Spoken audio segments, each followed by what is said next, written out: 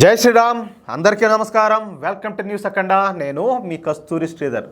నరేంద్ర మోడీ గారి అభిమానులందరికీ కూడా ఒక అద్భుతమైన, ఒక సంతోషకరమైన, చెప్పాలంటే మీకు అసలు పూనకాలు తెప్పించి ఒక న్యూస్ అయితే ఒకటి తీసుకొచ్చినాయా. న్యూస్ మాత్రం సూపర్ అన్నమాట. కానీ ఇంకొక విషయం ఏంటంటే, నాకు తెలిసినంత వరకు ఈ న్యూస్ చాలామందికి తెలియదు అనుకుంటున్నాను నేనైతే. ఇంకా అసలు విషయానికి వస్తా. ఇప్పుడు నేను చెప్పే విషయం ఖచ్చితంగా నేను చెప్తున్నా, ఇది చాలామందికి అయితే తెలియదు. కొంచెం పాతదైనప్పటికీ కూడా ఇది చాలా గొప్ప విషయం చెప్పుకోవచ్చు. మన ప్రధాని నరేంద్ర మోడీకి ఇజ్రాయెల్ ఒక గొప్ప గౌరవాన్ని ఇచ్చిన పరిణామం గురించి నేను ఇప్పుడు మీకైతే చెప్పబోతున్నా. దయచేసి ఎవరు కూడా ఎక్కడ వీడియోని స్కిప్పులు కొట్టకుండా జాగ్రత్తగా చూడాలని చెప్పేసి మిమ్మల్ని అందరినీ కూడా సవినయంగా వేడుకుంటున్నా. అసలు 2014లో భారతీయ జనతా పార్టీ ఘన విజయం సాధించి ఏకంగా 282 పార్లమెంట్ సీట్లను గెలుచుకునింది. ఎప్పుడో 2014లో.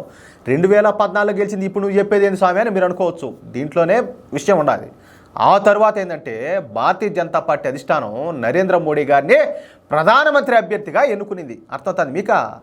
ఇక ఎన్నికల్లో ఘన విజయం సాధించడంతో నరేంద్ర మోడీ గారు ఆ విజయోత్సవాల్లో అయితే పాల్గొన్నారు. అదే సమయంలో, అదే టైంలో ఇజ్రాయెల్ ప్రధాని బెంజమిన్ నెతన్యాహు ఒక ఇంపార్టెంట్ మీటింగ్లో కూర్చొని ఉన్నాడంట.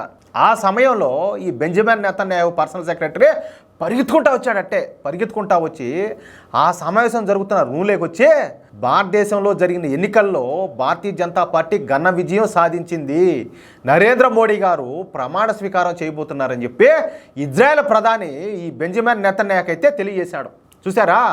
అంతే. ఇక బెంజమిన్ నెతన్యాహు వెంటనే ఆ మీటింగ్ నుంచి బయటకు వచ్చి, ఎంత ఇంపార్టెంట్ మీటింగ్ అంటే అంత ఇంపార్టెంట్ మీటింగు అయినా కూడా బయటకు వచ్చి నేరుగా నరేంద్ర మోడీ గారికి ఫోన్ చేసి అభినందనలు తెలియజేశారు. చూడండి. అంతేకాకుండా నరేంద్ర మోడీ గారు ప్రధానిగా ప్రమాణ స్వీకారం చేయకముందే ఇజ్రాయెల్ ప్రధాని బెంజమిన్ నెతన్యాహు నరేంద్ర మోడీ గారిని ఇజ్రాయెల్లో పర్యటించమని విజ్ఞప్తి కూడా చేశారంట. ఆ సమయంలో నరేంద్ర మోడీ గారు గెలిచిన తర్వాత మొట్టమొదటగా నరేంద్ర మోడీ గారికి కంగ్రాట్స్ చెప్పినటువంటి మొదటి దేశాధినేత ఎవరయ్యా అంటే ఈ బెంజమిన్ నెతన్యాహునే కావడం ఇక్కడ విశేషం. చూడండి. అందుకనే ఇజ్రాయెల్కు భారత్కు ఉండే స్నేహబంధం అలాంటిది కాదు.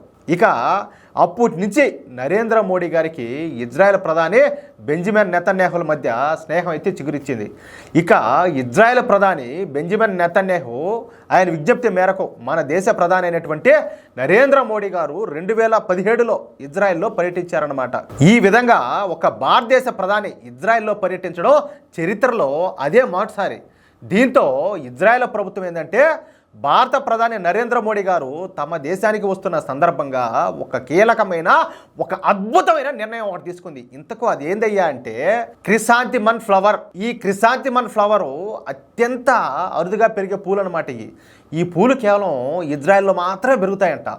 ఈ ఫ్లవర్స్ అనేక రంగుల్లో కాంతిని వెదజల్లుతా వేగంగా పెరుగుతాయి.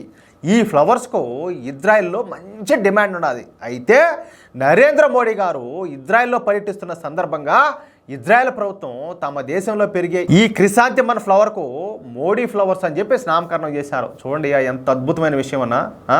అంటే ఇజ్రాయెల్లో అరుదుగా పెరిగేటటువంటి ఈ క్రిసాంతిమన్ ఫ్లవర్కు నరేంద్ర మోడీ ఫ్లవర్స్ అని చెప్పేసి నామకరణం చేయడం ఇక్కడ విశేషం. ఇక అప్పటి నుంచి ఇజ్రాయెల్లో పెరిగే ఆ పూలను మోడీ ఫ్లవర్స్గానే పిల్లలు అయితే ప్రారంభించారు. ఏది అక్కడ ప్రజలు కూడా. ఇది చాలా అరుదుగా జరిగే పరిణామం అన్నమాట. టెక్నాలజీలో ఈ ప్రపంచంలో అత్యుత్తమ స్థాయిలో ఉన్నటువంటి ఇజ్రాయెల్ దేశం మన భారతదేశ ప్రధానికి ఇంత గౌరవం ఇవ్వడం భారతదేశ చరిత్రలోనే ఇదే మొదటిసారి కావడం విశేషం అనమాట.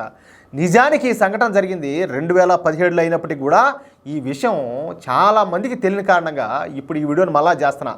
ఎందుకంటే ఇలాంటి ఇంపార్టెంట్ విషయాలన్నీ కూడా ప్రతి ఒక్కరు తెలుసుకోవాలి. ఎంత గర్వకారణం ఇది మనకు కాదు. 1947లో స్వాతంత్రం వచ్చింది. 1947లో స్వాతంత్రం వచ్చితే ఎప్పుడు 2017లో నరేంద్ర మోడీ గారు ఇజ్రాయెల్కి పోయేదాకా, అప్పుడు దాకా మన దేశ ప్రధాని ఎవరు కూడా ఇజ్రాయెల్లో పర్యటించాల. అర్థమైంది మీక? దాన్ని బట్టి మీరు అర్థం చేసుకోండి. ఇంకా వీళ్ళు చేసింది ఏందో, ఎవరో ఈ కాంగ్రెస్ కుటుంబం, కానీ ఈ కాంగ్రెస్ కుటుంబం నుంచి ఎవరో ఈయన నెహ్రూ, ఆమె ఇందిరా గాంధీ, రాజీవ్ గాంధీ, మళ్ళీ వచ్చేసి మౌన ప్రధాని ఎవరు ఆయన ఉన్నాడు కదా, మన్మోహన్ సింగ్, ఇంతమంది ప్రధానమంత్రులు అయినారు కదా. ఎవరు వాళ్ళ దాన్ని బట్టి మనం అర్థం చేసుకోవాలా.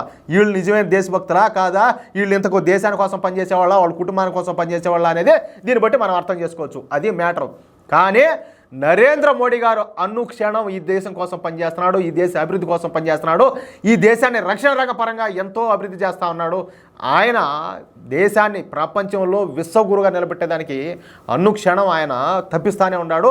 దానికి తగ్గట్టుగా ఆయన పనిచేస్తూనే ఉన్నాడు. నిజమైన నాయకుడు నరేంద్ర మోడీ గారే. ఇంకొక విషయం ఏంటంటే నరేంద్ర మోడీ గారు ప్రధానిగా ఉండటం నిజంగా మనం చేసుకున్న అదృష్టం.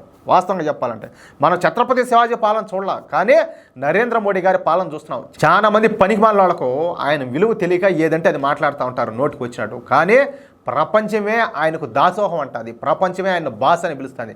కానీ ఈ బానిస కుక్కలకు మాత్రం అది అర్థం కాల. అది మ్యాటరు. ఈ న్యూస్ కన్నా మీకు నచ్చితే, అదేవిధంగా నేను చెప్పింది అని చెప్పి కరెక్ట్ అని చెప్పి మీరు భావిస్తే ఈ న్యూస్ను నలుగురికి షేర్ చేయండి. అదేవిధంగా మీ యొక్క అమూల్యమైన అభిప్రాయాలు కూడా తప్పనిసరిగా కామెంట్ రూపంలో తెలియజేయండి. జై శ్రీరామ్.